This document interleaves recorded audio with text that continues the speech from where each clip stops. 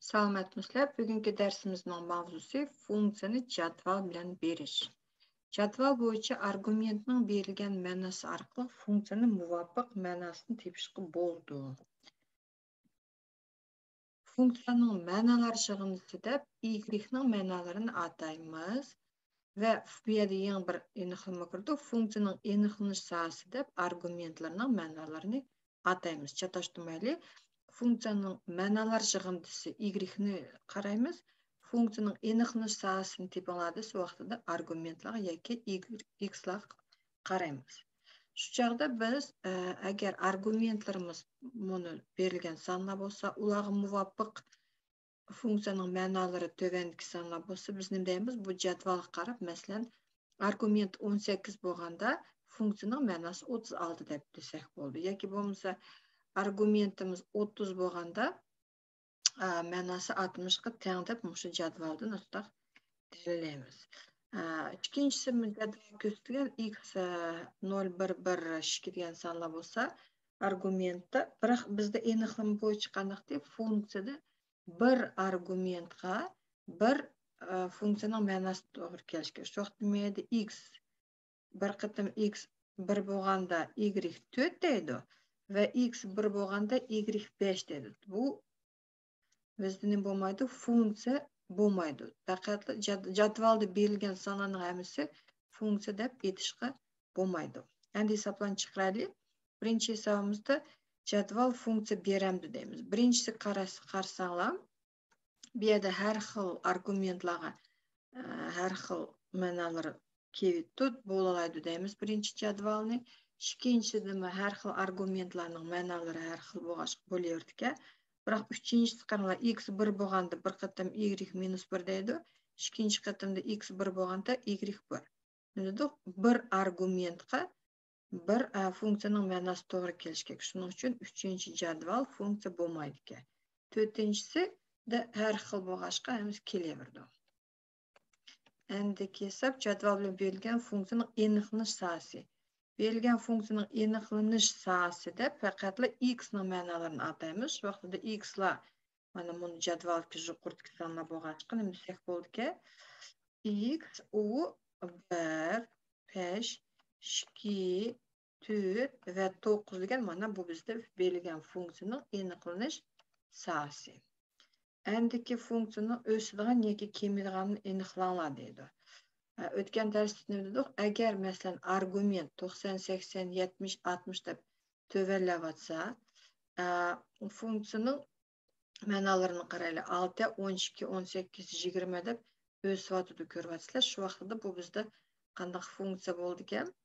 Kemaydigan funksiya. Masalan, men bu so'ng tarafdan o'ng tarafga qarab maqsam, argument 60, 70, 80, 90 deb o'syotidi. U chaqda y 24 dan 6 gacha tövandlagachki birinchi funksiyamiz kemaydigan funksiya bo'ldi ekan. Ikkinchisi qarsak 1, 3, 4, 5 deydi. Mayda o'sish tartibiga olsak 10, 30, 40, 50 argument o'sganda ma'nosi o'zgashki bu funksiyamiz o'sdigan bo'ldi ekan. 7-chi hisobda 4, 5, 6, 7 deb argument o'syotidi. Ma'nolari 0, 5, 4, 6 birdan o'sib, birdan kim, birdan o'sgankin bu funksiya o'sadiganmi emas, kemaydiganmi emas deb ataymiz. Eng oxirgisi 2 dan 1, 3 dan 1, 4 dan 1, 5 dan 1 deb argument bizda aziyotidi. Ma'nolari bo'lsa -2 dan 1, -3 dan 1, -4 dan 1 deb salbiy sonlarda 0 ga qaysi yaqinroq bo'ldi? 2 dan 1 deganlar aslida ijobiy bo'lgan bo'lsa 2 dan 1 cho'ng bo'ladi. Biroq salbiy bo'lg'achqa bu biz sonimiz тоже az bo'ladi, durustmi? Shu vaqtda ish kelsa kemayotgandan keyin bu funksiya kemaydigan bo'lib atildi. Katta xudolishi jadval bilan berilgan funksiyaning formula orqali yozinglar deydi. Endi x 1 bo'lganda y -2, x 2 bo'lganda y -5 deb berilgachga y teng x 1 bo'lganda y -2, x 2 bo'lganda y -5 bo'lgandan keyin bu yerda har qachon 3 ga oziyotidi. Shu vaqtda men nima deb yozsam bo'ldi-ki, x elingan 3 deb yozsam, x ning o'rniga masalan 4 ni qo'ysanglar, kelamda 4 yoq kelmayotidi. Bu chog'da biz bundoq qilsak bo'ladi ekan. Bu yerda agar y teng masalan minus 3x plus 1 turida berilsa funksiyada vaqtida argumentning o'rniga 1 ni qo'ygan, minus 3 ni 1 ko'paytsang minus 3, 1 ni qo'shib etsang minus 2 keldi ekan.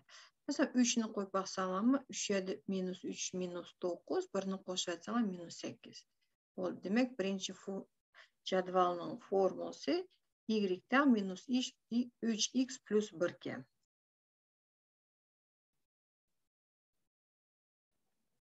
Endi kesapda jadval bo'yicha funksiyasining aniqlanish sahasini tepib, funksiyaning o'sadigan yoki kemaydiganligini aniqlanglar deydi. Funksiyaning aniqlanish sahasidan dedik x lar dedik. Qaranglar, mayda x lar minus 3, minus 2, minus 1, 0, 1, 2, 3 deb o'zgargachga ularni bunday yozib chiqamiz. Minus 3, minus 2, minus 1, 0, 1, 2, 3 deb yozib oldik. Bu funksiyaning aniqlanish sahasi. Endi funksiya o'samdi, kemayimdi qanday qaraymiz? X la argumentlarimiz o'syotidi.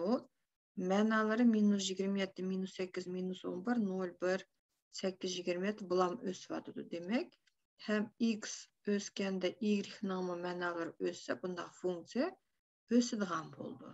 Ikkinchi funksiyaning aniqlanish sahasi minus 3.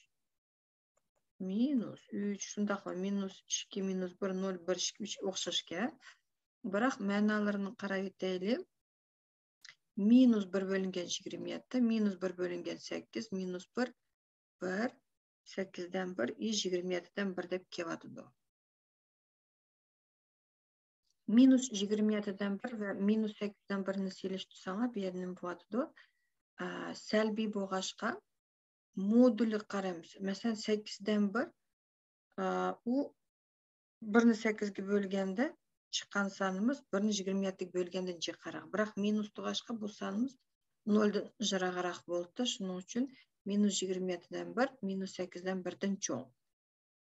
Shundaqla minus 8'dan 1, minus 1'dan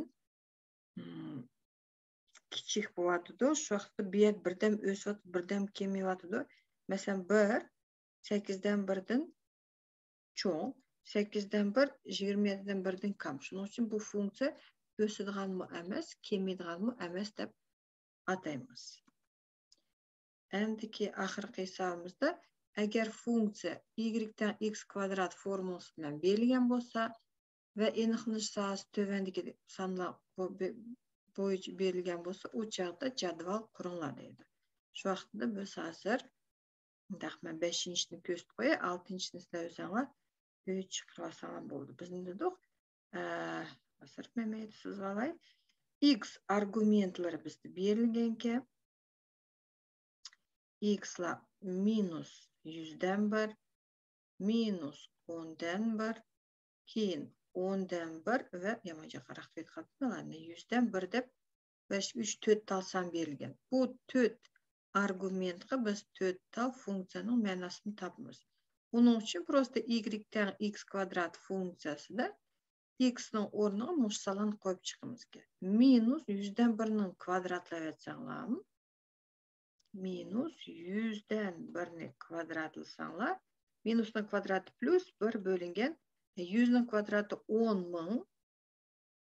Yani buni yazmasdan 1 bo'lingan 10 derece 4 deb yozib qo'ysanglar bo'ldi, yoki bo'lmasa darajaning xususiyatlarini foydalanib 10 derece minus 4 deb yozsanglar bo'ldi. Давайте menda endi argument kasr turida berilgachga biz bu yerda funksiyaning ma'nosi nima? Kasr turida berib qo'yaylik. 1 bo'lingan 10'ning derecesi 4. Minus 10'dan 1'ning kvadrati это 100'dan 1.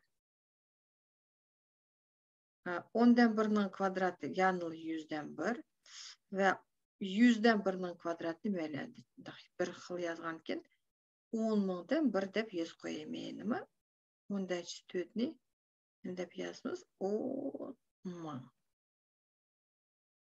Bu birinchisi bitti. Shunda qilib 5'dan 1 nimaga yozib chiqdinglar? 5'dan 1'ning kvadrati 25'dan 1, minus 4'dan 1'ning kvadrati 16'dan 1, 3'dan minus 3'ten 1'nin kvadratı 9'dan 1 dep keteberdi. Şundaqla jadvalni onu 6-njy hesapda kuraştsalar oldu.